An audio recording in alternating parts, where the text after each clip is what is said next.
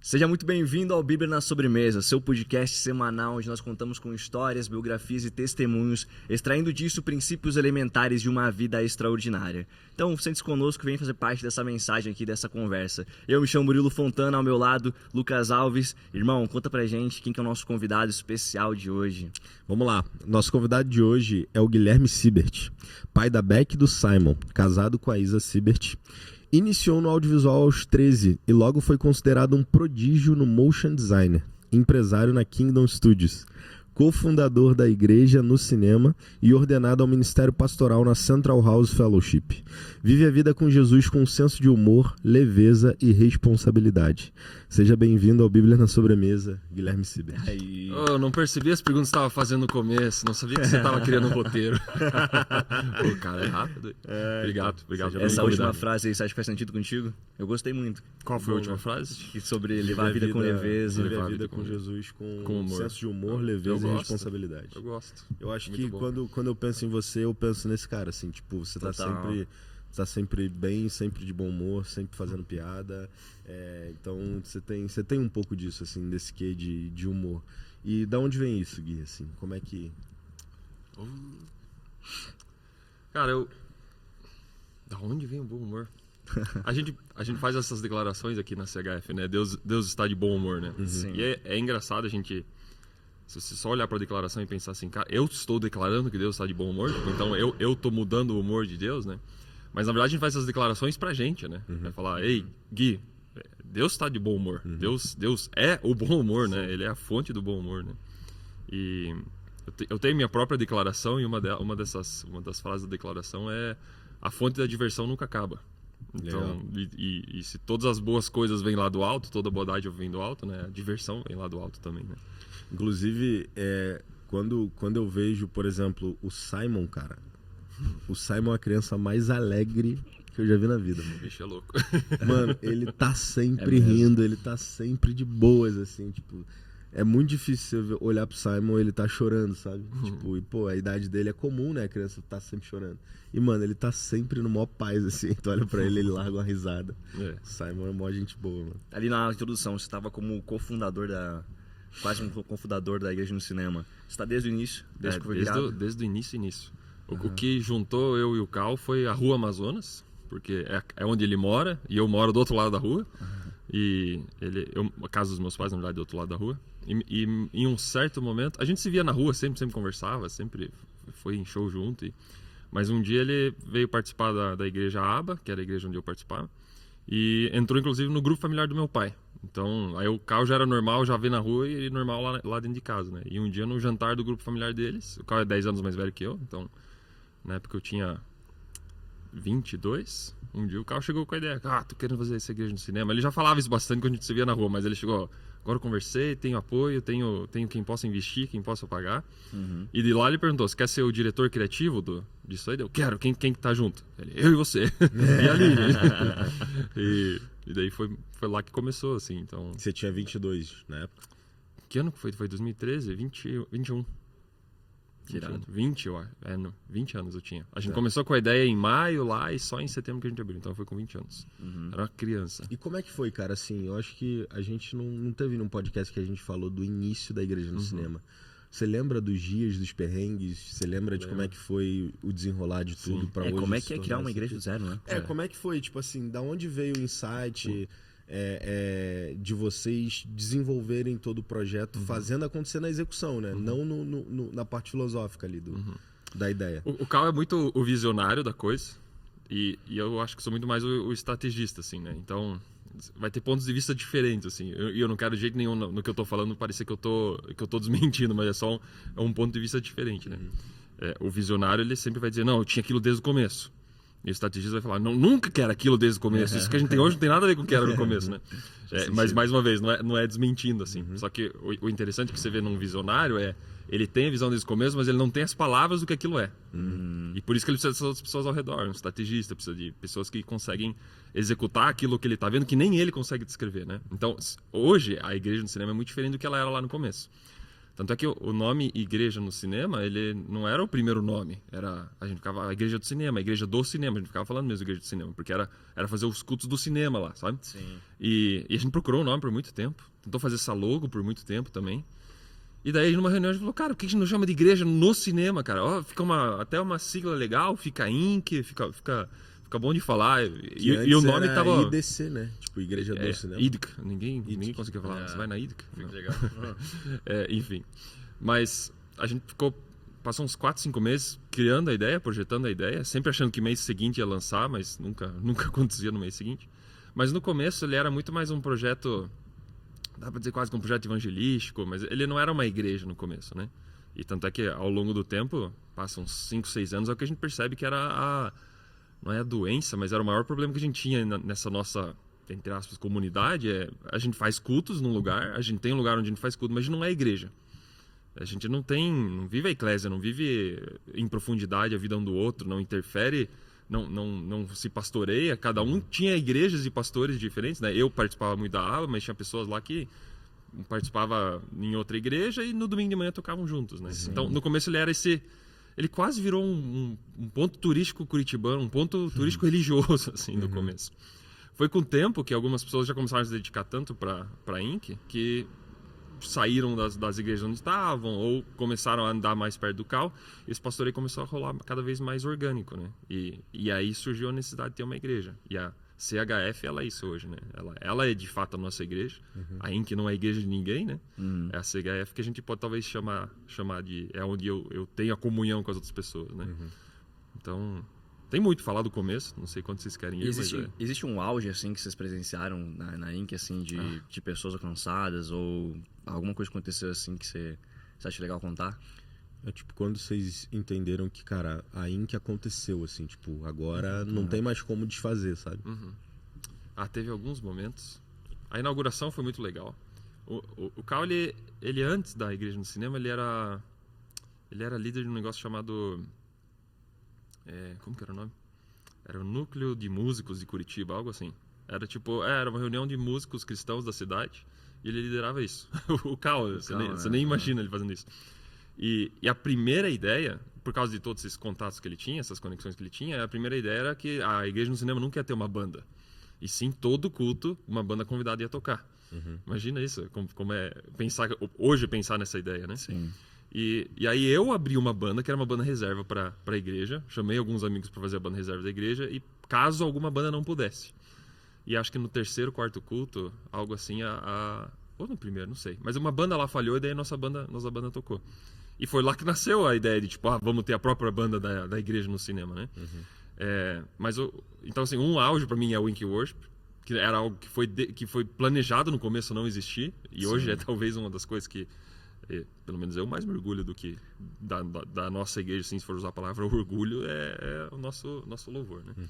Mas um auge interessante foi aquela pregação Escândalo da Graça. Porque essa a gente viu literalmente o Brasil inteiro falando, a maioria falando mal, mas é onde aquilo pegou com o Brasil inteiro, né? E quando a gente vê algumas pessoas que eram referência pra gente, inclusive criticando a igreja por causa daquilo que foi pregado, aquilo foi um auge interessante, bem interessante, porque a gente gostaria de um dia ter o reconhecimento, né?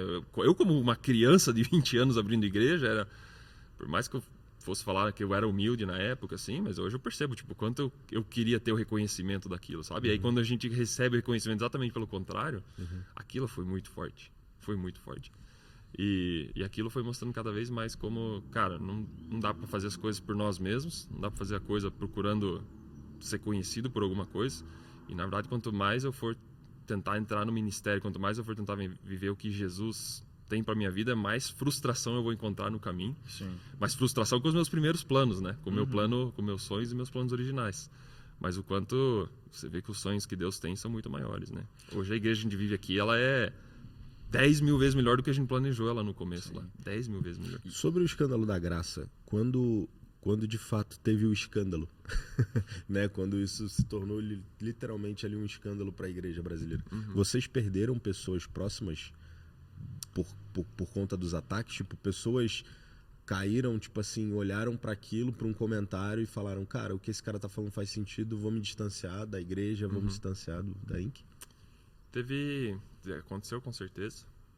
Aquela época ela foi forte pra gente em vários sentidos, né? A gente percebeu quando a gente exagerava em algumas coisas também. A gente também aprendeu muito. Não dá pra dizer que a gente era os revolucionários que estavam certos e hoje todo mundo fala que vocês estavam certos na época, né? A gente, se você vê consequências que a gente teve dentro da igreja mesmo, pela forma com que a gente tocou algumas coisas, a gente teve consequências na igreja sim, né? E a gente perdeu algumas pessoas ao longo do processo, por erros nossos talvez, e por talvez tocar as coisas com... A simplicidade é uma coisa boa, né? Talvez um simplismo demais, assim. Só que a gente também perdeu amigos e perdeu pessoas porque eles não queriam andar com a gente, não queriam vincular a imagem com a imagem da igreja no cinema, né? Eu lembro de uma pessoa que estava na banda com a gente. Ele chegou para mim e falou assim, cara, nossa, tá difícil, minha família toda fala que a gente prega um monte de besteira, que a gente fala isso aqui, que fala aquilo, que a gente não é pecador, que a gente tal coisa. Cara, mas eu percebo que todo culto você toca e você desce do palco e você vai lá para fora, assim. Você nunca prestou atenção no que prega, assim. Por que você não fica uma vez para prestar atenção no que é pregado? Cara, aquele foi o último dia que ele tocou no cinema. Ele falou, a gente realmente prega, a gente não é pecador, cara. Eu não posso ficar numa igreja dessas. E ele foi embora. Então, tipo, teve pessoas próximas, assim mesmo. Tipo assim, cara, eu não, eu não consigo acreditar que eu sou tão essa nova criação. Eu não consigo acreditar nisso. Como que tudo que eu fiz por igreja, tudo que eu fiz por Deus, tipo, não significa nada para Deus em questão de, tipo, de merecer mais salvação ou não, né? Então... Isso era uma mensagem muito nova naquele tempo, 10 anos atrás? No Brasil né? O engraçado é que se você vê fora do Brasil, muitas igrejas já têm de 200, 300 anos, tem tipo assim, a salvação pela graça, eles têm esses valores já há séculos, assim, né? Mas é interessante como o Brasil é um país muito religioso e a gente acaba... Eu não sei se a gente mistura a Umbanda, mistura as religiões também, assim, cara, que é muito... E isso entra junto quando o cara começa o cristianismo do tipo, cara, eu preciso conquistar as coisas, eu preciso fazer 7 quartas-feiras, sei lá o quê, pra conquistar isso com Deus, sabe? Cara. Tipo, é quase o pensamento de Umbanda, o pensamento de religião mesmo, né? Porque o que a gente vive não é religião, né? O que a gente vive não é uma tentativa de conectar com Deus, né? O que a gente vive com Cristo de verdade é tipo, cara, eu desisto de tentar conectar, porque eu sou conectado através dele, né? Foi ele que se conectou primeiro, né?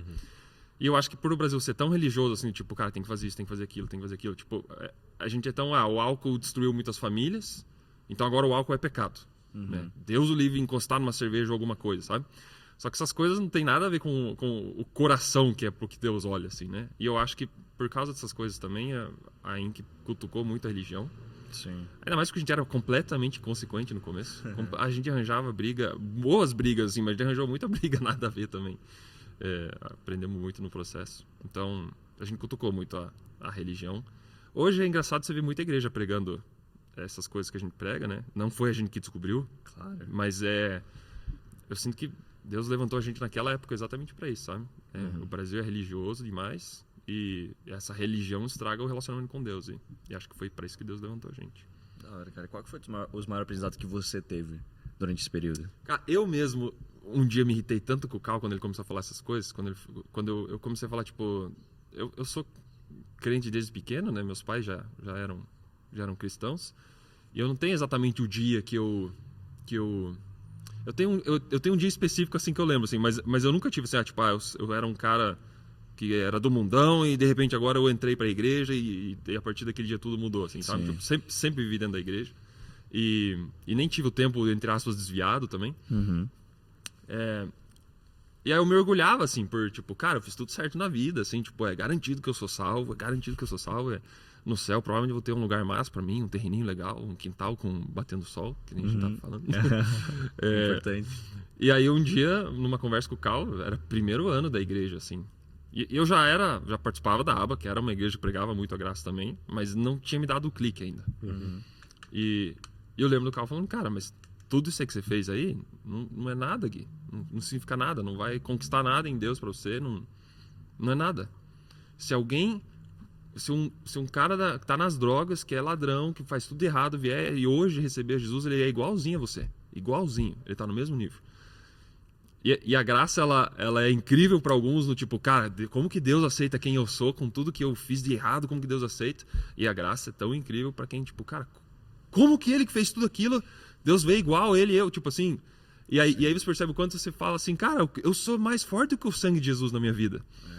Né? Tipo, como que o sangue de Jesus na minha vida, o sangue de Jesus na vida dele, Deus vai fazer com que Deus olhe a gente igual? Não, olha tudo que eu fiz, sabe?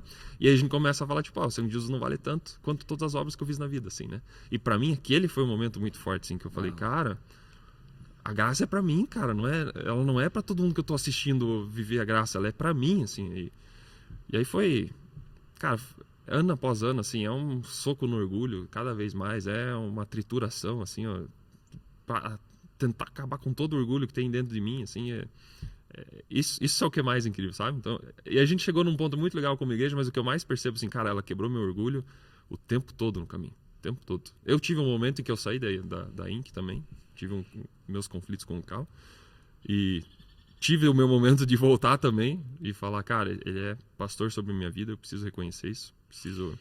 Depois que você conhece essa mensagem, né, e a profundidade do entendimento que a gente já conseguiu chegar enquanto igreja, e quando você sai daqui você vai para um outro lugar que talvez pregue a mesma mensagem, mas não aprofunda tanto, deve ser um pouco diferente, deve ser difícil, né? Como é que foi para você esse momento de afastamento, assim? E o que você entendeu que te fez voltar? Perguntas bem profundas. A gente... Eu não quero ficar falando por que eu saí, mas... O que a gente tem aqui é muito incrível, né? O bom humor é uma das coisas que vocês falaram que eu sou, mas é uma característica da Inc, assim, né? Que a gente é alegre o tempo todo, né? E a alegria é o que Deus deu pra gente, assim. Como que a gente não manifesta isso, né? Como que a gente achou que algum dia o humor é algo que é mundano e não algo que Deus criou no começo, né? Até uma das pregações que eu fiz minha era a zoeira depois de Cristo. Que é tipo, como que a gente zoa outra pessoa depois de Jesus, sabe? Tipo, acaba, a gente para de tirar sarro um do outro, a gente para da risada. Tipo, não, é pelo contrário, agora que a diversão, ela nasce na plenitude que Deus criou, assim, né? Enfim, e isso pra mim é estranho, nesse tempo que eu passei fora da Inca, tipo, cara, o quanto falta a cultura de ser alegre com Jesus, de se divertir com Jesus. A vida cristã ela é muito séria, mas ela é muito leve, ela é muito alegre, ela é muito... precisa ser prazerosa o tempo, todo dia, sabe? Tem coisas que a gente acha que Deus, quando criou, ele tropeçou eu criei a diversão e criei o prazer. Nossa, cara, eu criei a gargalhada. Não era.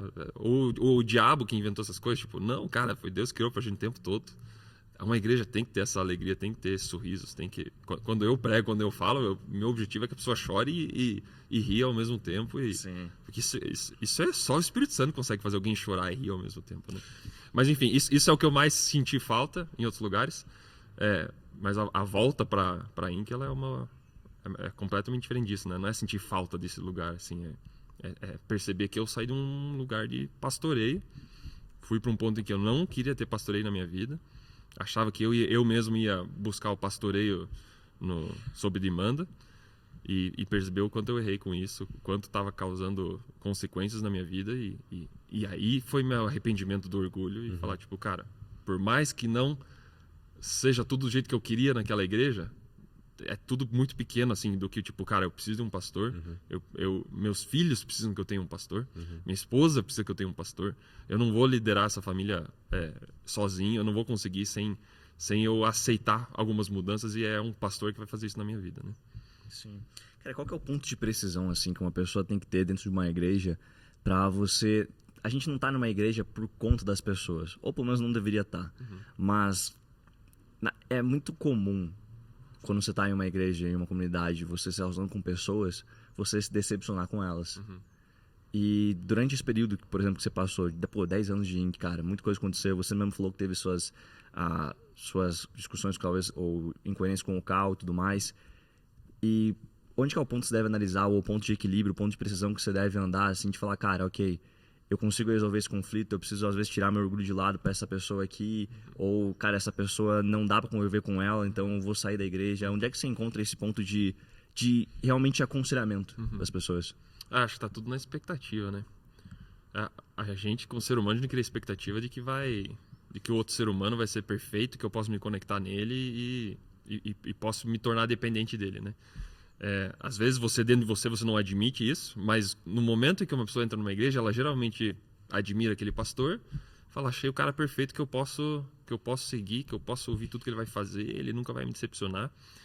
E a expectativa, se você entra numa igreja com a expectativa de se frustrar, você vai ser o cara mais feliz que tem. Porque, cara, quem foi como que é o nome que esteve na Conferência dos Homens? O Paulo Borges? Paulo Borges, Ele foi muito engraçado. Eu fiz a abertura da conferência e eu falei sobre expectativa, coloca tua expectativa lá em cima. E, cara, ele montou a pregação inteira em cima de expectativa. De tipo, não ter expectativas. Mas eu gosto muito de tudo aquilo que ele falou.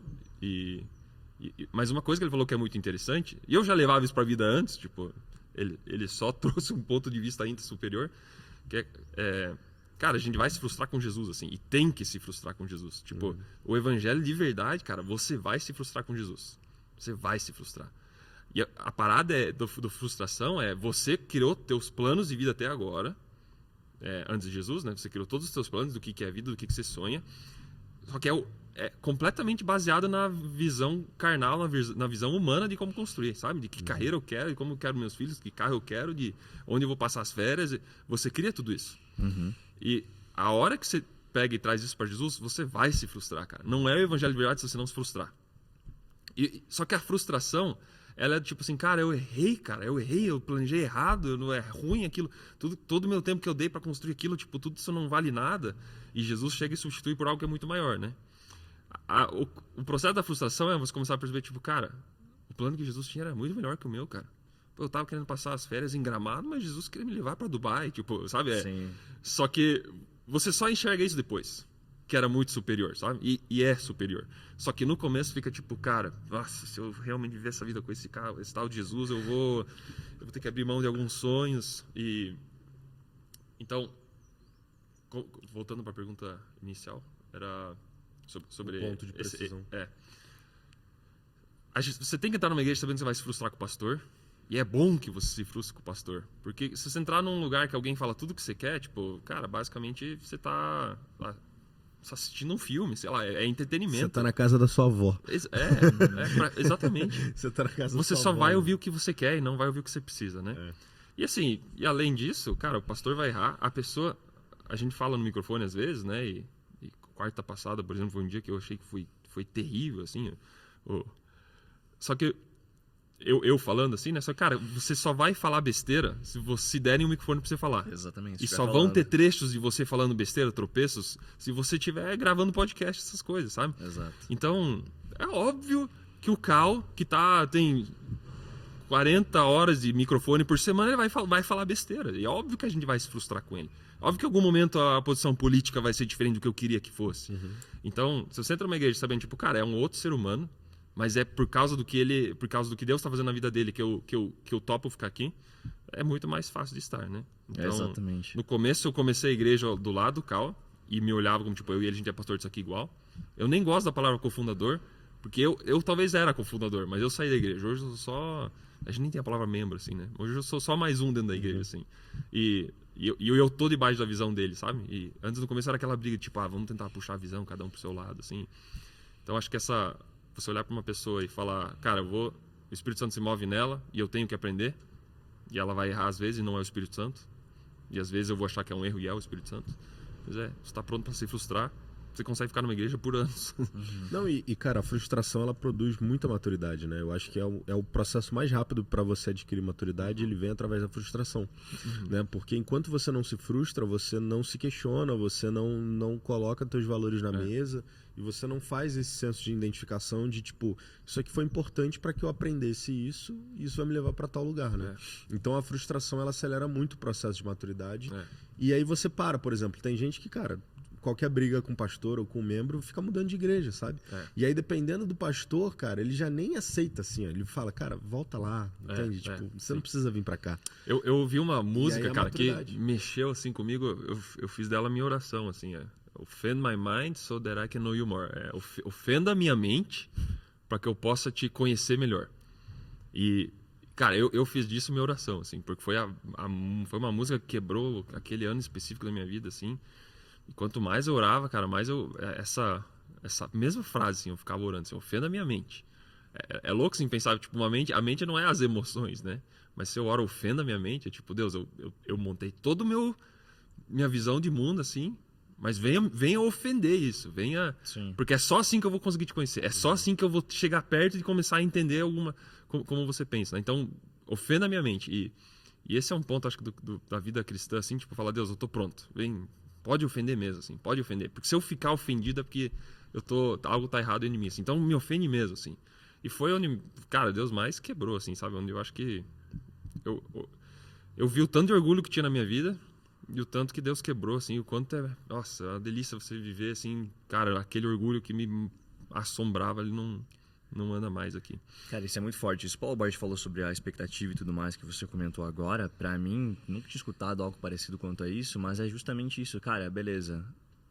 As tuas expectativas já foram frustradas, já foram atingidas, agora esquece isso de lado e deixa Deus fazer.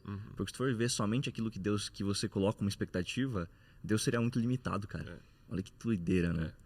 Eu gosto muito que você falou também sobre realmente só vai ser atacado quem tá falando, né? Porque, cara, beleza, se tu não quer ter hate nenhum, se tu não quer ter pessoas falando contra você e discutindo contra um argumento seu, por exemplo, é só você esconder, mano. Só você não falar nada, assim. E aí realmente você vai ver isso. Mas talvez seja uma mediocridade tão grande que, cara, não é o desejo que você teria pra viver, tá ligado? E eu gosto muito, você comentou com a gente aqui no off, que você já trabalhou com motion designer, com audiovisual e hoje trabalhando com programação. Da onde é que vem também essa tua coragem de conseguir sair de... Cara, eu não sou mais motion designer, por mais que eu tenha 10 anos disso, eu sou muito bom nisso, mas eu vou fazer outra coisa porque é o meu desejo. O que eu mais gosto de ser é criativo, assim, é o principal, assim. Criatividade, ela é mais do que alguém que desenha bem, é mais do que alguém que faz uma boa música, é mais do que a área artística que a gente chama, assim, né? Um engenheiro é extremamente criativo, porque eu gosto da definição do Einstein para criatividade, é inteligência mais diversão, igual a criatividade, era algo assim.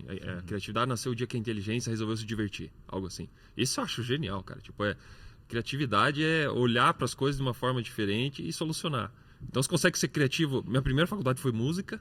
Eu fiz música primeiro. E hoje eu tô fazendo engenharia de software, sabe? Tipo, não tem como o cara ser criativo mais. Se ele largou a música e foi pra ser engenheiro, assim. Sim. Mas o louco é, tipo, cara, tem criatividade em tudo isso, né? Eu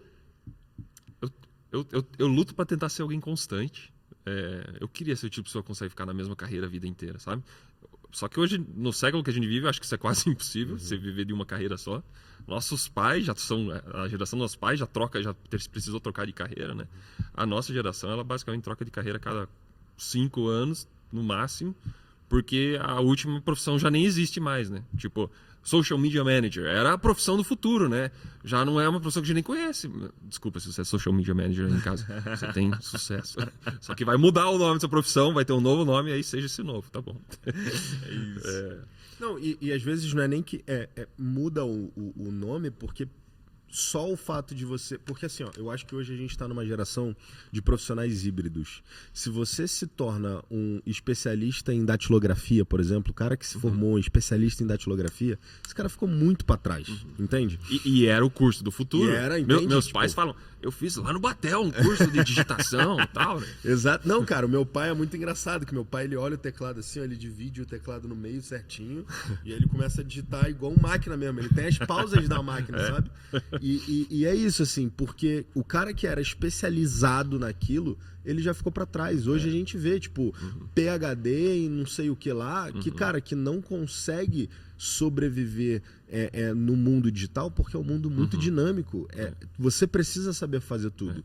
Então, o cara que ele vira só o social media manager, que seja, e ele só trabalha ali gerindo as redes sociais, ele vai perder para um cara que ele faz isso mais aquilo, entende? Então você sempre precisa ter algumas outras valências, além de se tornar um especialista quadrado, né? Eu acho que, assim, legal, você tem que ser um especialista, é bom que você seja especialista, porque as pessoas buscam o resultado e a expertise do especialista, mas não seja o quadrado, né? Saiba se moldar e conseguir outras soluções dentro daquilo que você vive. Uma árvore ela não cria raízes nem só para completamente na superfície, porque ela precisa de profundidade, só que uma árvore também não faz raízes completamente para baixo, né? Porque ela não sabe, óbvio que ela não sabe, mas se ela bate em uma rocha, o crescimento dela é limitado, né? Então a árvore, exatamente como a gente vê ela lá em cima, ela também para baixo ela vai crescendo assim, né? Então ela cresce em profundidade, mas ela cresce em abrangência. Tá me fugindo a palavra aqui. Eu entendi. Mas o Stocker falou agora no começo de uma aula que eu sempre dou do Golden Circle, e para mim isso responde a tua pergunta de tipo, como que se muda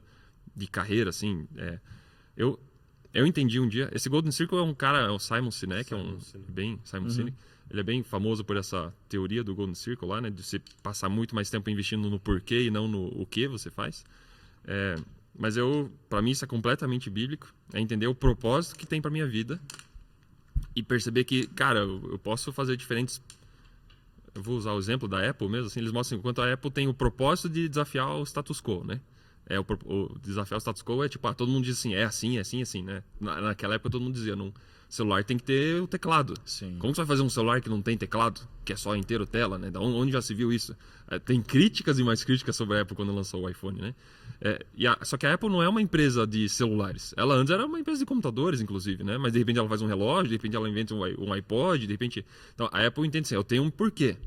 Os produtos, tem até o Apple TV no meio, assim, tem até tipo produtos que não tem nada a ver, assim. A Apple tem um chaveiro hoje, sabe? A Apple, ela não é uma empresa de chaveiros ou uma empresa de celulares, uma empresa de computadores, ela é uma empresa que tem um porquê desafiar o status quo. Em cima desse status quo, em cima desse porquê, eu posso mudar os meus comos, eu posso mudar os meus o quês, né? E na minha vida o que eu percebo assim, eu não vejo nenhum talento que eu tenho, tipo assim, cara, esse Deus deu e é isso que eu tenho que passar o resto da vida fazendo. O que eu percebi assim, é uma habilidade para eu gosto de aprender coisas novas, então eu quero ir no porquê que Deus me deu, assim, sabe? Eu sinto para mim um porquê, uma missão que Deus me deu de elevar mentalidades. Esse é o meu objetivo de vida. E eu fiz isso uma época sendo professor no Bible College, eu fiz isso uma época com empresa de audiovisual, fiz uma época isso com um canal no YouTube, eu faço isso hoje com engenharia de software. Então, se inventar uma nova profissão, uma nova tecnologia, uma nova forma com que eu possa fazer isso, eu provavelmente vou mudar de novo, sabe? Sim. Eu quero estar na ponta da tecnologia sempre, mas eu quero estar com o mesmo propósito velho de sempre, sabe? Então, eu acho que nossa geração vai ser muito mais feliz se aprender a amar um propósito e topar trocando as ferramentas o tempo todo, né? Eu era tecladista no começo da vida e eu achava, cara, Deus me chamou para ser tecladista, foi para isso que ele me chamou. Só que aí eu percebi, cara, e se acabar a luz? se tipo assim, eu tô no meio de um culto e acaba a luz, cara. E o melhor de tudo é que conversando com o Gui, conhecendo ele, assim, ó, isso com certeza foi uma coisa que veio na cabeça dele, tá ligado? Né? E ele parou e se questionou. Eu acho que não só veio na cabeça como aconteceu. Aí eu fiquei, cara, se acabar a luz eu não consigo executar meu propósito, cara. Isso não é um propósito, não tem como. E aí às vezes a gente fica assim, Deus me chamou pra ser engenheiro, Deus me chamou pra ser guitarrista, Deus me chamou pra ser pregador, Deus me chamou para ser pastor. Cara, eu acho que Deus não chama você para nada disso. Deus te deu um propósito e você está criando a teoria de que nessa habilidade, nessa profissão, você consegue executar o propósito. Mas presta atenção, porque esse método ele vai ficar velho. É o propósito que não fica, né? Que da hora. E é tudo essa identificação, né? De você, cara, olhar para isso e achar que você é tal coisa, você é o tecladista. E aí basta por esse momento de você, talvez... O que você acha que é a qualidade ou característica que te faz conseguir desapegar disso tudo? É a mesma criatividade.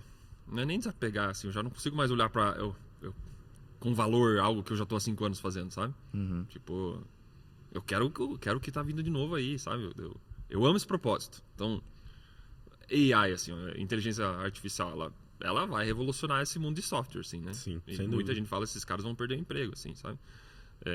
Legal, vamos ver o que ela vai fazer, vamos ver o que ela vai trazer. Ela vai mexer com vídeo, Cara, o nosso mundo vai mudar. Não se apegue na profissão que você tem hoje. Não se apegue achando dinheiro, que é Facebook Ads que vai, tipo, revolucionar o negócio. Cara, em 1 ano, cara, é uma nova forma de fazer as coisas, tipo assim, tudo que você aprendeu lá, tipo, não funciona mais, Total. cara. Exatamente. Então você tem que estar apaixonado por um propósito pelo qual você usa aquela ferramenta, né? Total. É tipo um construtor dizer que gosta só de martelo, não gosta de usar serrote, não gosta de usar outras coisas, sabe? Tipo, Cara, eu fico imaginando o quanto esse pensamento que a gente tem aplicado para alguém que quer viver de CLT é muito difícil, né?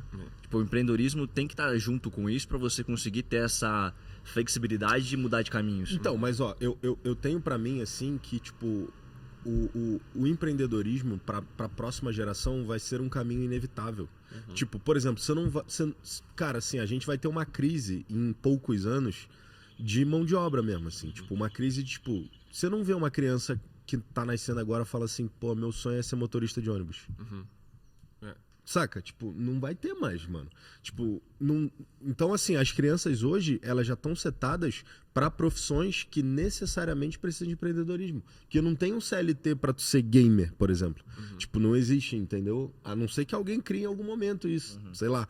Mas, assim, então já são profissões que dependem de você mesmo, sabe? Então, as pessoas, elas vão conquistar aquilo que elas querem by myself, sabe? Tipo, vão começar a criar esse repertório sozinhos. Então, tipo, eu tenho certeza absoluta que, cara, daqui talvez 20 anos a gente tem uma crise de mão de obra muito grande, porque muita da mão de obra atual vai ser terceirizada por robôs, por IA e tudo mais. Tipo, o dinheiro vai mudar, né? Tipo, o blockchain vai vir com força, assim como já tá, né? Só que ele só vai ganhar mais notoriedade. E aí, por exemplo, você vai ter dificuldade em profissões manuais. E aí a gente tem dois viés aqui. O cara que sabe fazer... Obrigado. Ô, glória. Paz do Senhor, irmão. Muito obrigado. Rolou um coração aqui, hein? Que é isso? Raiudes. Raiudes é um artista de café, gente. Barista café. Obrigado, gente. Tava no teu ponto, continua? E aí, então, o que eu acho assim, ó? Eu acho que vão existir profissões que, cara, sei lá, o marceneiro. O cara que sabe fazer e tocar e pegar na mão e fazer as coisas acontecerem, esse cara vai ser super valorizado, porque ele vai dar o preço que ele quiser. O pintor, ele vai dar o preço que ele quiser.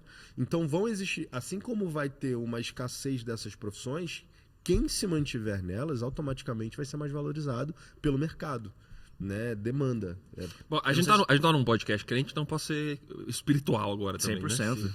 Cara, eu acho que a gente não sabe como vai ser o futuro e que vai rolar tudo que é tipo de coisa, né? A CLT é engraçado. Hoje é algo que a gente às vezes tira sarro de alguém de CLT, mas é a maior conquista, eu não sei quando foi inaugurado, assim, mas ela foi uma celebração quando conseguiram fazer, né? Porque ela é contra, tipo, versões quase escravas, assim, de como trabalhar. Ela vem, tipo, cara, agora o trabalhador conquistou direitos trabalhistas. assim, né? Exatamente. É um negócio incrível, né? Sim. Só que hoje você vai vendo que ele vai ficando, tipo, um pouco ultrapassado, assim, né? Tipo, algo precisa mudar, né? As profissões mais básicas e pessoas que acabam aceitando uma profissão qualquer só por causa da necessidade, isso sempre vai ter, né? Infelizmente, não vai ser a maioria do mundo que vai trabalhar pelo prazer porque gosta daquilo, né? Sim, infelizmente. Isso eu quero ver como que vai ser a revolução do trabalho, porque sempre vai ter pessoas que precisam do trabalho. Elas não escolheram aquele. Sim. Elas precisam. Sim. Mas, sendo bem bíblico agora, minha aposta pro futuro, ela é completamente bíblica. Cara, Deus não criou o trabalho depois que o pecado surge. Você vê, Deus criou o trabalho junto com o homem, ao mesmo tempo, assim. Então, Deus não cria o trabalho assim, tá aqui o jardim do Éden, tá aqui tudo perfeito, não, só que você vai ter que trabalhar. Não, é tipo, cara, com tudo isso, pra fechar, é você quem governa sobre tudo isso aqui. Tá aqui o trabalho. Tipo, prazer puro, assim, ó. É massa pra caramba, você vai acordar todo dia empolgado pra fazer. Aí uma vez que o pecado entra no mundo, uma coisa adicionada ao trabalho, tipo, lembra aquele trabalho que era pra ser algo prazeroso? Agora você é condenado a trabalhar se você quiser se sustentar, se você quiser sobreviver. E para mim, o trabalho vai se aproximar cada vez mais do original, e é a versão do trabalho com a graça, a hora que se encontra o prazer no trabalho. Então, eu acho que o futuro é isso. Assim, você quer fazer dinheiro, cara, tropece no trabalho que você gosta de fazer.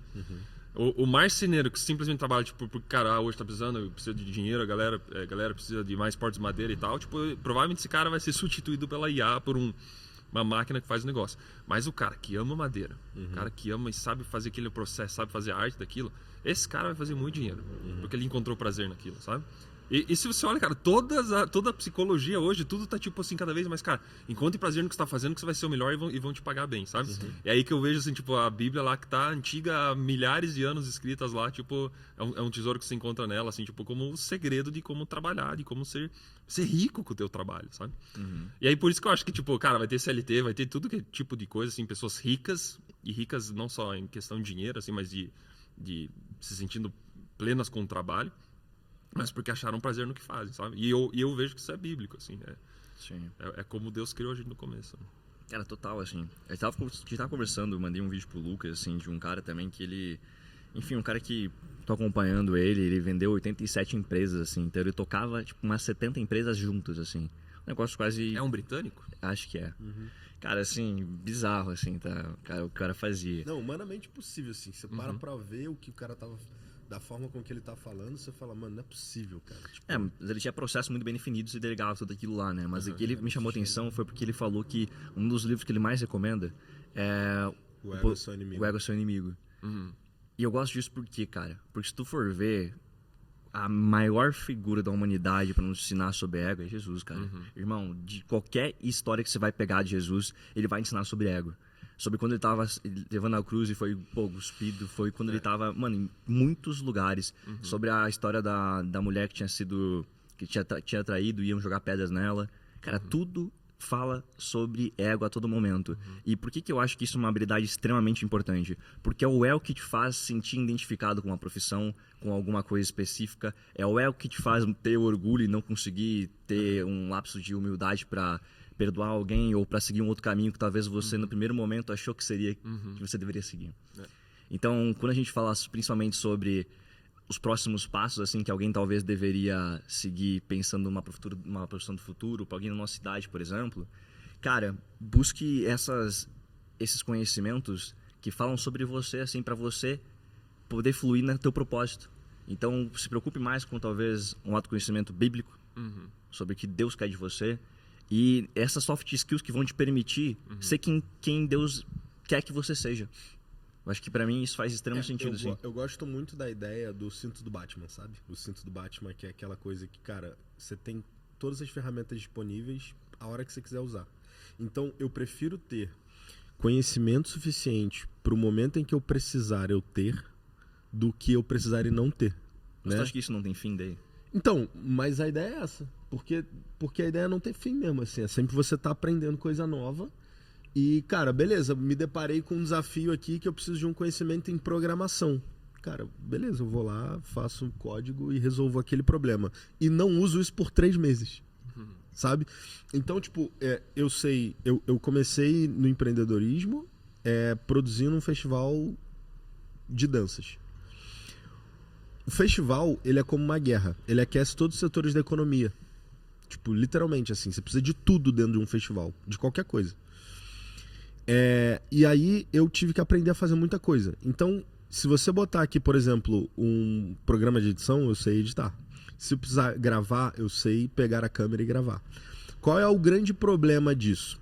Quando você é um profissional híbrido, você se torna bom em muita coisa, mas você não se torna especialista em nada. É o generalista. É o generalista. Então ele é bom em muita coisa, ele não é especialista em nada. O maior dilema da minha vida, quando eu tive que decidir o que eu queria ser, era porque eu tinha muitas possibilidades. Então, E é o problema da nossa geração, né? Exato. Total. Então, com certeza, nesse momento, tem um cara ouvindo a gente, uma mulher ouvindo a gente, que ela sabe fazer muita coisa. Ela se considera boa e gosta de muita coisa. Só que ela não consegue decidir o que ela quer. E aí ela fica dando volta em círculo, sabe? Sim. E tanto é que, não sei onde você está assistindo isso no momento, mas é só você arrastar, é só você fazer um scroll, vai ter propaganda do curso de sei lá o quê, ou de ganhar dinheiro, ou o jogo do tigrinho. Vai ter alguma forma de ganhar dinheiro de você fazer a vida. É a geração das oportunidades, né? É o posto que nossos avós viviam, né? Que é tipo, cara, Exato. os nossos avós eram tipo, cara, você achou uma profissão, agora seja o melhor nisso, não importa se você não gosta e tal. Você conseguiu, né? O que eles mais queriam era uma oportunidade. Cara, não, A gente tá galera se mudou, afogando em A oportunidades. galera né? se mudava, tipo, saía de outro país pra ir pra um país que tinha mais oportunidade, né? Tipo, a quantidade de gente, por exemplo, que tem uma cidade lá em Minas Gerais que todo mundo foi pros Estados Unidos que eu esqueci o nome da cidade, mas é bem famosa, acho que é aquela do Kaiser lá. É, Governador Valadares, cara. Tipo, existe em Governador Valadares, eu acho que todo mundo já morou nos Estados Unidos, mano. Por quê? Porque foi disseminado ali que era a terra da oportunidade, tinha que ir pros Estados Unidos. Então, assim, ó, 8 a cada 10 pessoas de Governador Valadares se mudaram pros Estados Unidos em busca de uma oportunidade.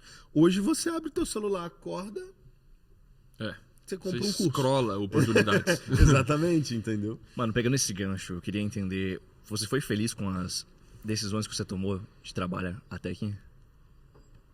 Eu acho que sim, na maioria sim.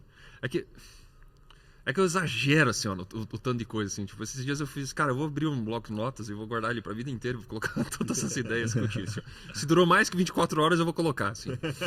Tipo, ontem mesmo eu tava com uma e já tá dando 48 horas. Mas... Isso é um desafio de pessoas muito criativas, né? Isso é um desafio de pessoas sim. muito criativas, né? Não, cara, sabe, você crente de novo? A coisa mais massa que tem de empreender sendo cristão, cara, é que, cara, se tudo der ruim, você vai morrer. E é a melhor coisa que pode acontecer, cara, sabe? Tipo, cara, você tem tudo pra arriscar, cara. Você tem tudo pra arriscar. Você tem tudo pra arriscar. Se você morrer, se deu bem, assim, tipo. Então... Exato. Cara, mas a cabeça do criador é muito difícil, mano, porque, tipo, é literalmente assim, ó, eu consigo olhar pra qualquer coisa e pensar em como fazer aquilo ali de um jeito mais legal, sabe? Então isso é muito comum na cabeça do criador, dele ficar de fato, cara, pensando ideias, assim, ó, e o tempo de ócio não existe, porque o tempo de ócio você tá pensando em alguma coisa aleatória, mano, e é literalmente aleatória. Sabe? Tipo assim, é uma coisa que não... Quando eu era mais novo, cara, era meio perigoso, assim, tipo, era sempre uma ideia nova, sempre tava disposto a largar aquilo. Eu era músico, né? Eu lembro, tipo... E a próxima ideia é sempre melhor, né? E eu tocava numa banda, era uma banda da igreja, bem da hora, assim, a gente gravou CD e tal, e daí outra banda me chamou lá, eu mudei pra aquela banda. Então eu fui pra aquela banda e tal, e tava da hora, gravando mais CD, umas músicas novas também. Nossa, cara, que massa, eu subi muito de nível da última banda pra essa aí. E daí chegou uns caras novos na igreja, tinha uma banda que viajava, já tocava às vezes fora do Brasil e tal. Daí eles me chamaram pra tocar na banda também. Deu, cara, que massa, eu vou entrar nessa banda também. Cara, assim, ó, foi um ano em cada uma, assim, ó. E aí a gente tava tocando com eles e tal, só, cara, já era outro nível de problema, as coisas já eram. Era meio treta de dinheiro, você viu as coisas mais nebulosas, assim, ó. O cenário gospel brasileiro, talvez o mundial também, é bem corrompido, assim, sabe? E quando eu comecei a ver aquelas coisas, eu fiquei tipo, cara. Eu não sei se eu quero, assim. E daí eu comecei, cara, acho que eu vou abrir uma banda, eu e uns amigos, assim. E daí, eu lembro que eu falei isso pra um pastor, o cara falou, Guilherme, para com isso, cara. O tempo todo você tem que ficar trocando, ir pra alguma coisa nova, o tempo todo. Você vai fazer isso com a tua esposa também? Vai precisar ficar trocando de esposa sempre, porque sempre vai achar uma mais legal, sempre vai achar algo que vai te apaixonar, uma mulher nova que vai apaixonar você? Aprende a ser constante, Guilherme. E aquilo foi tipo é bom ser criativo, mas não preciso ser em tudo, né? Não preciso sempre estar querendo algo novo, né? E tem coisas novas que eu vou ganhar se eu me aprofundar, né? E não sempre tentando plantar uma plantinha nova em um novo lugar, sabe? Tem algo novo para ver como árvore, assim, também, né? É isso, né? Existem tesouros na superfície, mas os melhores tesouros estão na profundidade, sabe? E por isso tem que ser um especialista generalista, né? Tipo, se especializa em alguma coisa, mas, cara, estuda aquilo com alegria, assim, mas lembra que tua vida não vai depender daquilo, né? A minha pergunta, quando eu levantei esse ponto, ia ser pra você justamente, dentre tantas possibilidades, como é que você faz pra escolher, cara, não, é a programação que eu quero fazer agora? Você falou, a pergunta foi até assim, tipo, você se alegra por todas as decisões que você tomou? Tipo, você... das decisões que você fez, tomou até um momento de trabalho, por exemplo, você foi feliz no momento que você estava fazendo? Eu errei em muita decisão, tento aprender com todas as que eu errei, né? Acho que você é feliz em arriscar se você conseguir aprender no final ali e ver. Perfeito. De fato. É um risco que eu tomei, eu não vou tomar esse risco de novo, eu não vou errar isso assim de novo, né? Então, arriscava conseguindo ser feliz até no erro, né? Mas, financeiramente, a maioria das decisões que eu resolvi ficar mais de um mês, assim, deram boa. Agora, por que eu fui para software? Tem muito a ver com o Cris aqui da igreja, o Cris Rodrigues, mentorzão. Abraço pra você, Cris. Mudou minha vida. Ele falou, cara, você tem a cabeça para isso, você tem o método pensar, o mindset para isso, você vai se dar bem, faz o curso, tenta lá. E eu fiz o curso e fiquei, cara, putz, o bicho tava certo, assim, eu me apaixonei pelo negócio. E pra mim, se eu começo a fazer algo e eu vejo muito prazer em fazer aquilo, eu vejo muito prazer no trabalho, pra mim é o maior sinal de, cara, contra qualquer concorrência, eu vou estar na frente porque eu gosto de fazer isso, sabe? Sim. Então, às vezes a Isa cai no sono antes da hora, eu vou pro computador e fico estudando isso, sabe? Se eu não tô com sono, eu abro o celular e fico assistindo tutorial, sabe? Tipo, esse é o sinal, assim, eu gosto de fazer isso, então eu vou com prazer pra isso, né?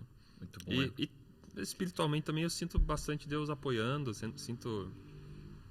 Quando eu comecei no audiovisual, foi a igreja que me empurrou pra isso, né? Eu tava contando pra vocês antes, né? Mas meu pai, ele... Lá no início, né?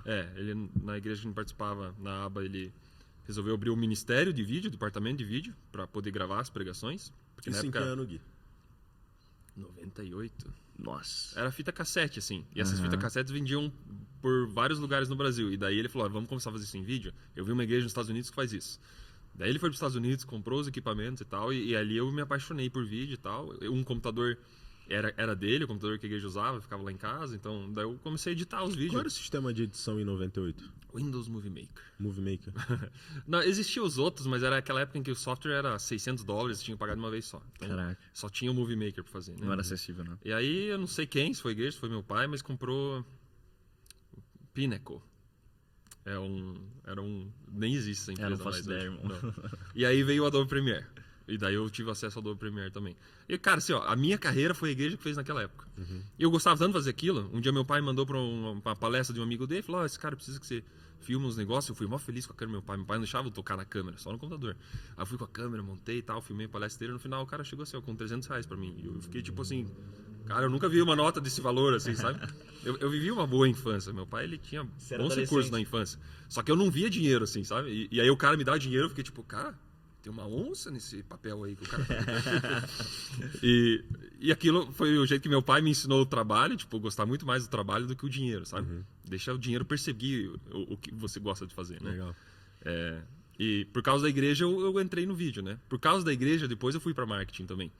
Porque foi tentando ajudar nos eventos da igreja a fazer o marketing daquele evento que eu entrei também. E de repente, na minha igreja surge um curso de software e alguém fala, cara, é tua cara, é tua cara, é tua cara. Eu fiquei tipo, cara, a última vez que deu uma onda dessa, eu surfei, deu muito certo. Muito bom. Tipo, aí eu orei e senti, Deus, não faz sentido nenhum, assim, eu tô largando tudo que eu fiz na minha vida agora pra trocar de área completamente. Mas eu senti, tipo, sou eu que tô levantando a onda, surfa nessa, né? Então... Um dos parâmetros que você enxerga que, cara, Deus tá contigo nessa decisão é o quê? É sentir paz? Sim, isso é até bíblico, né? A paz tem que ser o guia, né?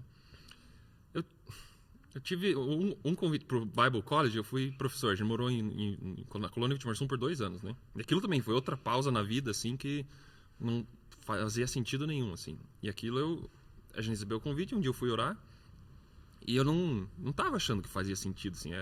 Cara, eu ia gastar todo o dinheiro, toda a reserva que eu tive para ir para lá, não tinha internet naquele lugar, não tinha. A internet é rádio. Pra você ter ideia, a gente tinha cliente de vídeo e a gente... O plano era vir para Curitiba toda segunda-feira fazer upload do vídeo do cliente. Nossa. Tinha que dirigir 1 hora para fazer upload. Caraca. Imagina. Isso foi em 2020. Tipo, Nossa. não é... Ontem, né? O mundo não era... O mundo não era preto e branco. Isso era ontem. Enfim, mas aí eu fui orar e na oração... Era a minha oração dizer assim, ó Deus, que massa esse convite, mas eu tô dizendo não. Cara, e quando eu comecei a orar, eu simplesmente comecei a chorar, assim, a chorar. Eu perdi um controle, assim, ó, de choro, assim, e eu tava ajoelhado na cama e eu caí na cama, assim. E esse eu fiquei tipo assim, não é só sentir paz e tal, assim, sabe? Tipo, Deus aqui literalmente me mandou, assim, ir pro negócio e... Então, Jonas já aconteceu, fugindo de Nínive, né? Já aconteceu, assim, tipo assim, não foi só paz do coração, sabe? Foi Deus, assim, tipo, quase botou a mão, assim, ó, pum, me esmagou na cama ali, assim. Sim. Eu fiquei, Deus, mas não tem internet naquele lugar. Assim. E, cara, a gente chegou lá, 1 semana depois a gente se mudava e a notícia de que a fibra ótica tinha chegado na... Uau. Caraca. Eu vou mandar a internet pra lá. Vai. Daí eu fiquei assim, tipo, nossa Deus, que da hora. Mas assim, não são todas as decisões que Deus pega e deixa tão claro assim, sabe? Sim, tipo, claro. a gente tá mudando pro Canadá no final do ano. Cuidado. A Isa e a família. Queremos ficar lá por 2 anos. E essa não foi Deus mandando, assim, sabe? Mas eu oro o tempo todo, Deus, é loucura minha, Deus, me tira desse caminho, me tira desse caminho. E em vários momentos, em decisões assim, Deus, tipo, começa a mostrar, sabe? Tira a vontade de mim, ou me faz sentir mal, faz a Isa perceber alguma coisa. Mas na maioria das decisões é paz, assim, sabe? Tipo, você vê alguns sinaizinhos, sabe aquelas coincidências, vai vendo assim, fica tipo... Cara, E Deus fala no caminho, né, cara? Não é sempre isso que aí. Deus vai E mesmo que você tome uma má má decisão, cara, às vezes Deus tá com você na má decisão pra mostrar lá no fim, tipo, ó, eu tô com você aqui também, nesse erro aqui eu tô com você também. Cara, Vamos voltar, e o que eu seja acho, humilde. né? Isso, o que eu acho mais Isso, legal perfeito. é você chegar e falar, galera, vou tomar uma decisão. A princípio, Deus não falou nada. Estou tomando essa decisão porque eu quero, porque tá apontando pra tal coisa. Não sei se é de Deus. Se não for, irmão, tô de E volta. senão você vai se frustrar com Deus, né? Pô, Exato, Deus me mandou pra lá fazer missão e tal, e daí não me sustentou, né? Exato. Tipo, e Deus não tem e nada a aí ver com o revela, negócio. E aí revela uma falta de maturidade, entende? sim. De tipo assim, não, Deus mandou e tudo mais, e aí você chega lá. Cara, eu não posso deixar esse podcast acabar sem que a gente entender Já tá na a tua hora, hein? história. A tua história com a Isa, cara. Eu sei que tem alguns pontos muito legais pra gente gostar dessa história, então eu quero que você conte pra gente como é que você conheceu ela e como que iniciou esse casamento de vocês. Ok. Bom, eu gostava de uma outra menina na minha adolescência inteira, assim. Tipo, gostei sempre de uma mesma menina, assim. Eu era apaixonado de um jeito bizarro, assim, sabe? Aquela paixão de adolescência, Você assim. tinha certeza que era ela? Absoluta, assim. Caraca. Dos 13 anos até os 18, assim. Caramba, foi tempo. E tinha uma regra lá na nossa igreja, tipo, você não pode namorar antes de sentar nos jovens. E aí, tipo, era gostando dela, assim, até os 18 anos, pra daí finalmente poder pedir em namoro, assim. Mas né? ela sabia que você gostava dela? Sim. E não sei se Era recíproco. se era recíproco na época, ela dizia que não, porque um dia eu me declarei e ela disse, não gosto de você. Eu fiquei, pô, a gente tava conversando faz 3 anos. Mas daí passou uma semana e falou, na verdade eu gosto de você. Enfim, mas quando a gente finalmente podia namorar, cara, a gente não namorou nem 5 meses, assim, ó. Deu bem ruim, assim. Deu bem ruim. E aquilo mexeu muito comigo, porque eu tinha um apego, cara, era 5 anos de adolescência, assim, tipo, Idealizando aquele namoro, né? E adolescente também não tem uma inteligência emocional muito grande pra lidar com... Não. E a gente era muito diferente, não tinha como dar certo, assim. E aí quando... Pra mim foi um momento estranho, assim, sabe? Porque eu fiquei tipo, pô, só pensei numa mulher a vida inteira, assim, agora, e tipo, o que eu faço agora, assim, sabe? E aí a adolescência, 18 anos mesmo, assim, você imagina a loucura que é, assim, né? Cara, daí eu me apaixonava por... Não era apaixonar, assim, sabe? Mas era... Cara, toda semana eu falava com uma menina diferente e... Nossa, talvez seja. Nossa, talvez seja ela. Daí ficava, não, acho que não é, assim. Foi passando uns 4 meses, eu fiquei tipo, cara... O que eu fiz, cara? Eu gostava de uma pessoa por 5 anos e agora eu... Agora toda semana, tipo, eu fiquei perdido, assim. E quando... Aí um amigo meu falou, tipo, cara... Você tinha que conhecer minha prima e tal, ela é gente boa, acho que vocês iam dar certo e tal. E era Isa. Aí naquele momento que todo mundo quer te apresentar pra todo mundo.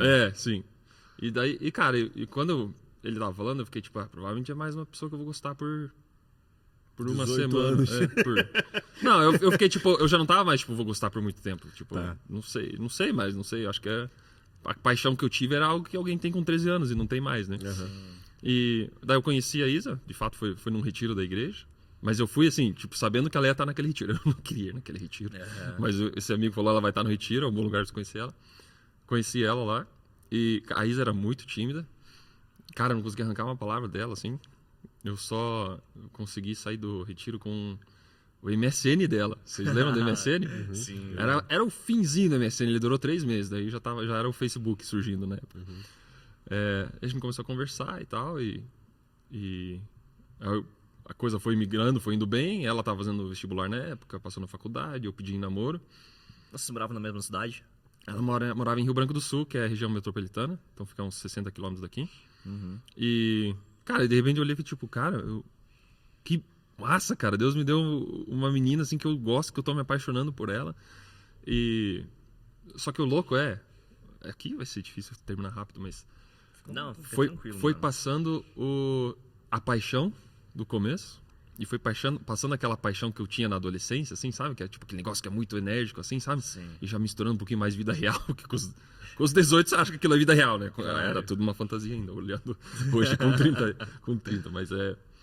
E aí eu lembro que eu fui pra esse mesmo pastor, lembra que eu falei das bandas lá? Sim. Eu falei, cara, eu não tô mais tão apaixonado por ela como eu tava no começo. Será que eu devia trocar pra outra pessoa?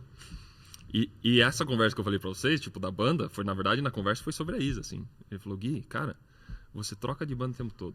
Você acabou de trocar de faculdade, foi de música pra publicidade. Foi bem naquela época. Você fica querendo mudar de carreira, fica querendo mudar de banda. E agora você fala isso da Isa, de uma pessoa, só porque você não sente mais aquilo. E falou, Gui, você tem que tomar essa decisão de amar ela. Tem que tomar a decisão e permitir que Deus dê essa paixão de volta por ela, assim, né? E é muito louco isso, cara, assim, tipo... Porque eu lembro de eu fazer uma oração. Deus, eu gosto dela, eu me dou bem com ela. Eu só não sinto aquele fogo que eu sentia quando eu era mais novo, assim, né? Mas me ensina a amar ela, Deus. Me ensina a amar. E ali nasceu... Aí não dá pra chamar de sentimento mais, porque eu não sei o que é aquilo que a gente começou a ter, assim, sabe? Mas aí começou a nascer o desejo de construir a vida com ela. E é maior do que a paixão, assim, sabe? Tipo, e é louco, assim, que hoje não é uma paixão de adolescente que eu tenho por ela, mas até tipo, a atração sexual, ela é maior do que ela era naquela época, assim, sabe? E é tipo, e aí eu tenho a impressão que é Deus que deu isso, assim, sabe? Não é um adolescente de mim querendo passar por mais uma aventura, querendo sentir algo diferente no coração, sabe? Sim. E sim, cara, Deus me deu ela, eu quero construir a vida do lado dela e até fisicamente eu tenho sentido algo cada vez maior, assim, sabe? E a gente tá ficando mais velho e eu acho ela mais bonita, mais velha do que ela era quando ela tinha 18 anos, sabe? Que da hora. Então, é um pouco a nossa história. A gente é muito sócio da vida hoje, assim, sabe? A gente gosta de fazer tudo junto. A gente assim, percebeu, assim, depois de alguns anos, quais são minhas habilidades, quais são as dela. A gente faz negócios bem junto. Ela é muito mais constante, gosta mais da rotina, assim. Então, vivo pegando cliente, sim. Passa 2 semanas, não consigo mais fazer isso aqui. Eu pego, deixa que eu faço e tal. Então, a gente é muito bem como sócios, assim. E aí, você acredita que você já se considera um cara constante ou você tem exercícios para se manter constante? Como é que foi esse processo para você, assim, de aprender a lidar com a constância? Essa é boa. Eu sou bem próximo do Elder, né? E o Elder, ele acho que 2021, 2022, algum ano, ele teve assim, cara, esse é o ano da disciplina pra mim. Esse é o ano que... E o Cal falou uma frase pra ele que é tipo, como que é? Disciplina não é emoção, não lembro.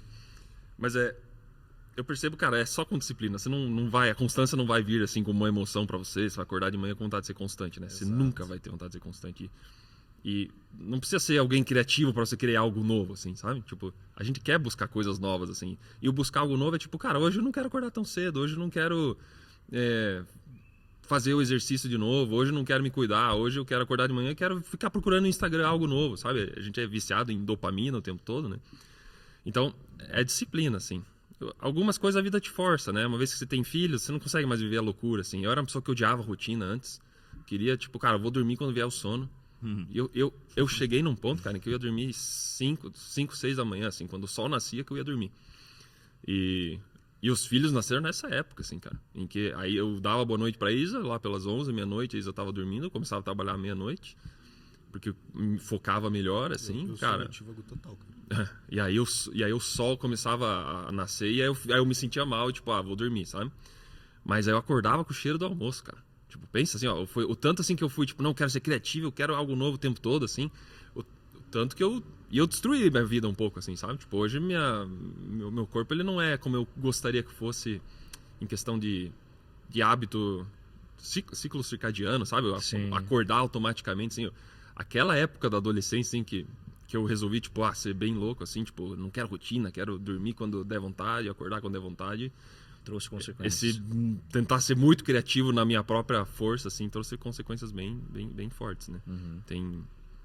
Infelizmente, eu colhi consequências, tipo, neurológicas e tal, por ter avacalhado demais naquela época, né? Então, hoje eu busco a disciplina, assim, peço, Deus, me ajuda e me dê força pra eu ser o pai que eu preciso ser, o marido que eu preciso ser. Não é o meu automático fazer essas coisas, mas me ensina a disciplina, né? Sim. Sabe que a palavra amor no grego, ela tem 4 significados, né? Tem 4 palavras diferentes, no caso, no grego, exato, para falar sobre amor. E a gente tem uma palavra só que fala sobre motivação, mas a mesma palavra, ela tem 2 significados diferentes. Que é a motivação que você se sente motivado para agir, ou seja, você está entusiasmado, você tem sente... motivo para algo. Eu vou chegar nisso aí. Isso aí também. E essa é a Calma aí, segunda. cara. Essa é a segunda, de fato. A motivação que é o motivo para a ação. E por que isso é importante? Porque vem daqui do Golden Circle também. Você tem um propósito. Tem um livro que se chama How to Learn Another Language, que, cara, é quase a bíblia para você aprender outra língua. E o que ele fala? Mano, tenha um motivo claro para você aprender. Se você quiser aprender inglês somente por aprender e você não vai usar aquilo para nada, irmão, você não vai ter motivação para aprender aquilo e vai ser muito mais difícil tu aprender. Agora, quando tu souber assim, não, eu tenho que aprender inglês até final do ano porque eu quero me mudar pro Canadá, pô, cara, você tem um motivo forte para isso. Então, naturalmente, vai ser mais fácil para você, ou assim, mais fácil de suportar, pelo menos, o processo de aprendizado. Tem uma frase, ela é tipo assim, né? A disciplina come a empolgação no café da manhã, né? Tipo, a empolgação é algo tão pequenininho assim, né? Tipo, o cara é empolgado, que massa, cara. Você vai ver ele, vai ver ele brilhando, assim, sabe? Mas acabou, ano que vem é a banda de uma música só, sabe? É o jogador de futebol de um campeonato só, assim, né? Mas contra o cara disciplinado, assim, você vai ver. E é tipo o cara que tem uma ideia de negócio, assim, sabe? Teve uma época que eu coloquei de fundo de tela no meu computador, assim, Your idea suck, assim, tipo... Todas as ideias, nem sei como traduzir isso, não prestam, suas ideias são ridículas, assim, sabe? Tipo, que é bem tipo, cara, para de ficar tendo ideia só, cara, é a execução da ideia, não adianta ter ideia, assim. A ideia não vale eu tive nada. ideia de fazer um iFood há 10 anos atrás, assim, ideia não legal, vale nada, eu exato. tive ideia, olha quão rico eu tô hoje.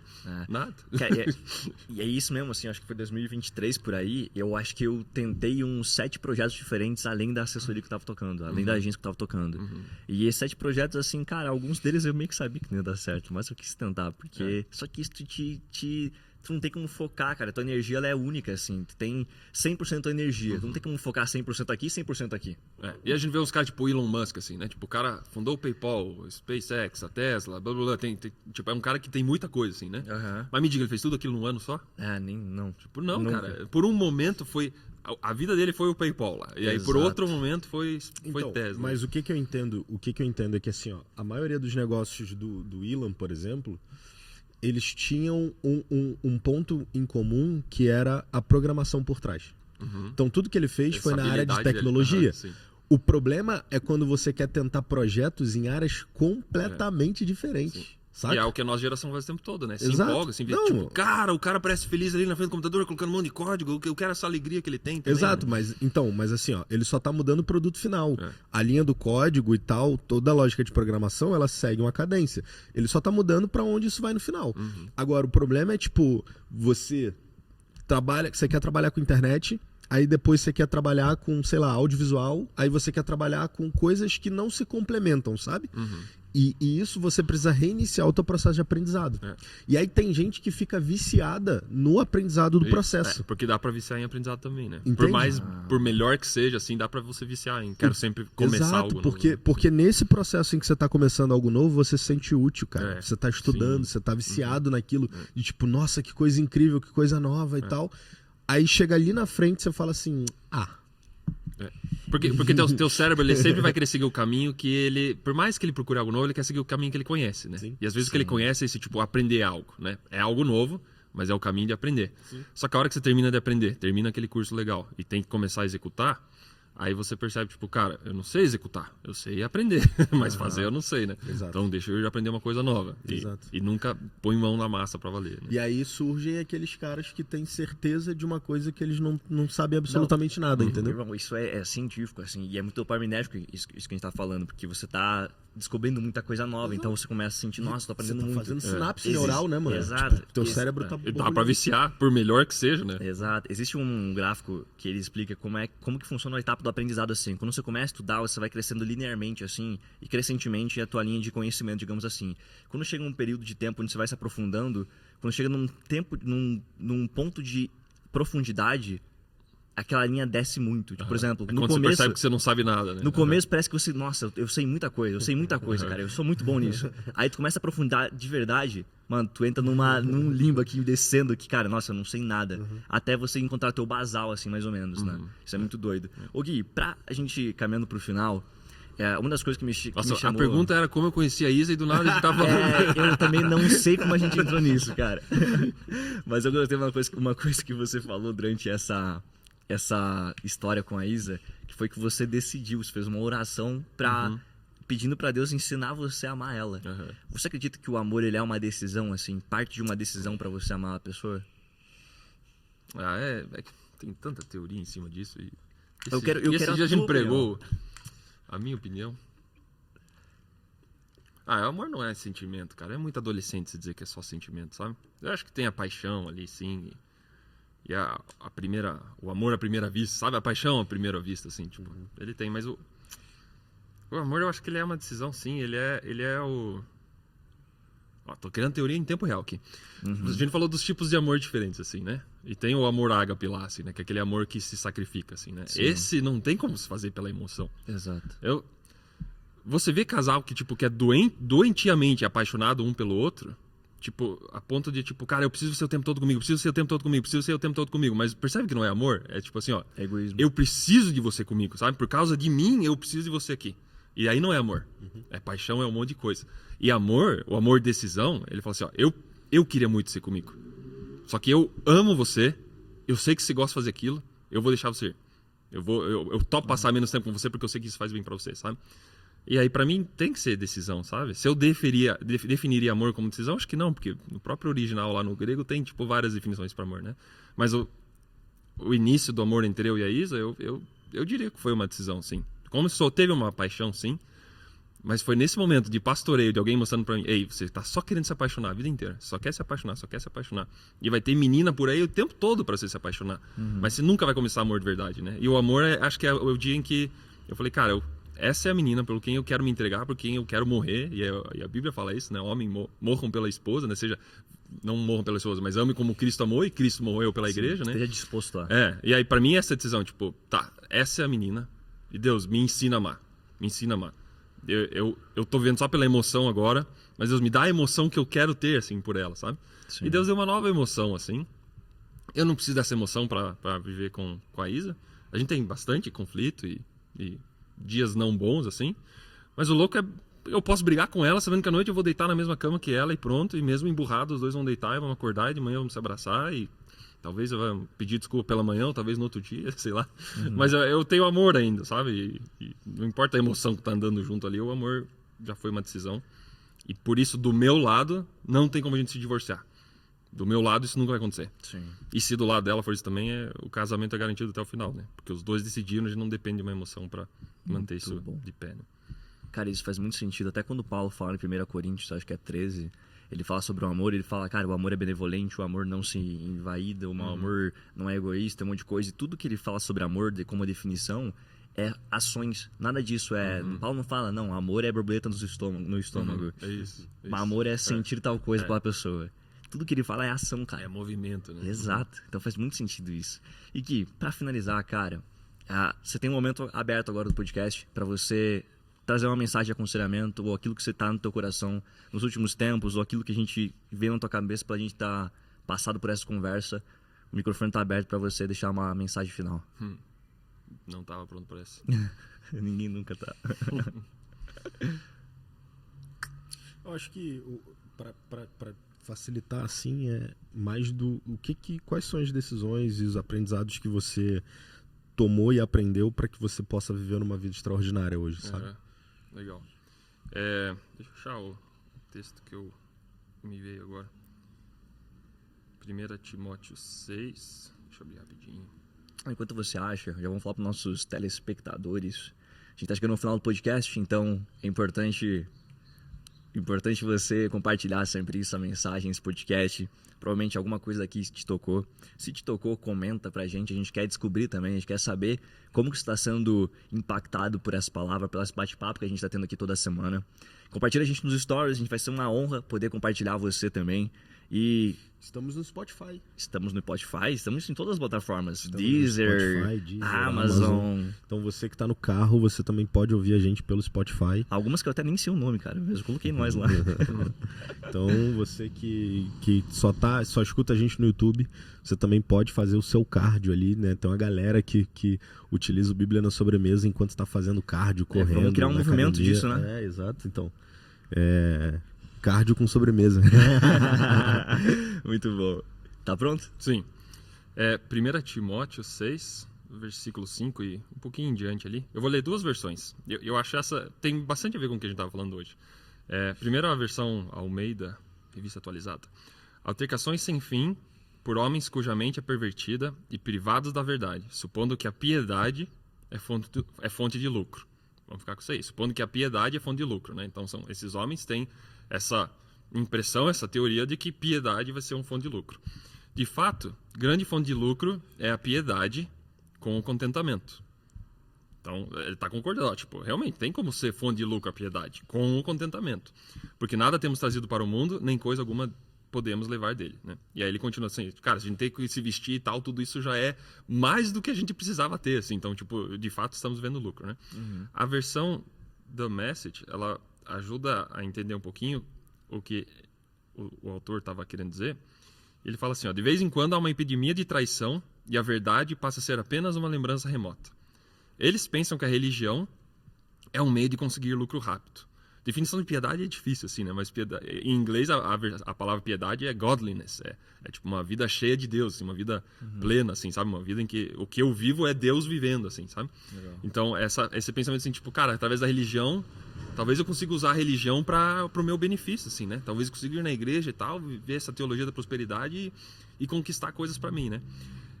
E aí que ele fala assim, cara, de fato, se você conseguir juntar a piedade com contentamento, isso é fonte de lucro. Olha que louco, é o que a gente tá falando. Se você conseguir viver essa vida, mas conseguir colocar a alegria, conseguir colocar o prazer de fazer as coisas, tipo, você puxa o original. Sim. É a vida que Deus tem, junto com o prazer que ele criou lá no começo, né? Tá aí a fonte de lucro. Por isso que eu falo biblicamente, essa é a minha aposta pra carreira no futuro. Cara, acha algo que vai te trazer prazer, porque é Deus que colocou aquilo dentro de você, né? Uhum. Uma vida consagrada traz lucro, mas esse lucro é a rica simplicidade de ser você mesmo na presença de Deus. Essa definição de lucro é a simplicidade de ser você mesmo na presença de Deus. Cara, é o Criador do mundo, Rei do universo. É um rei, cara. É um rei para quem todo mundo chega. 1 Timóteo 6. É o Criador do universo, é o Rei do mundo. Cara, se você vai se apresentar para um rei, cara, você se prepara inteiro, assim, você muda quem você é, você põe maquiagem, você põe tudo que você pode para tentar mostrar a melhor versão, assim, sabe? E olha o que esse texto está falando, assim, cara, não existe maior riqueza do que chegar para o Rei do universo sendo você mesmo. Essa é a maior riqueza. E é ser bilionário, assim, sabe? E isso que eu desejo para todo mundo, cara, que você encontre a vida que Deus te deu nessa nova criação, sendo você mesmo, que, cara, não tem riqueza maior. E trabalhe em cima disso, seja pai em cima disso, seja marido em cima disso. É ser você mesmo diante de Deus e saber que Deus olha para você e fala assim, ó, é suficiente, tá perfeito. Eu não vejo erro nele, eu só vejo o sangue do meu filho, eu amo ele, eu quero esse meu filho na mesa do jeito que ele tá, com a roupa que ele tá hoje, com o que ele errou, com o que ele acertou hoje, eu quero ele na mesa. Cara, isso é ser mais que bilionário. Essa é a riqueza que a gente tem que viver e que nem adianta perseguir. A gente que tem que aceitar ela, né? Cara, excelente. Tá feliz? Eu tô muito contente com esse episódio, como sempre, muito bom, né? Gente, curte esse episódio no YouTube, no Spotify que você tiver, compartilha essa mensagem pra gente também. Na descrição você vai encontrar a rede social do Gui também, da Bíblia na Sobremesa. Segue a gente, compartilha esse episódio e a gente se vê no próximo episódio, no próximo podcast do Bíblia na Sobremesa. Tchau.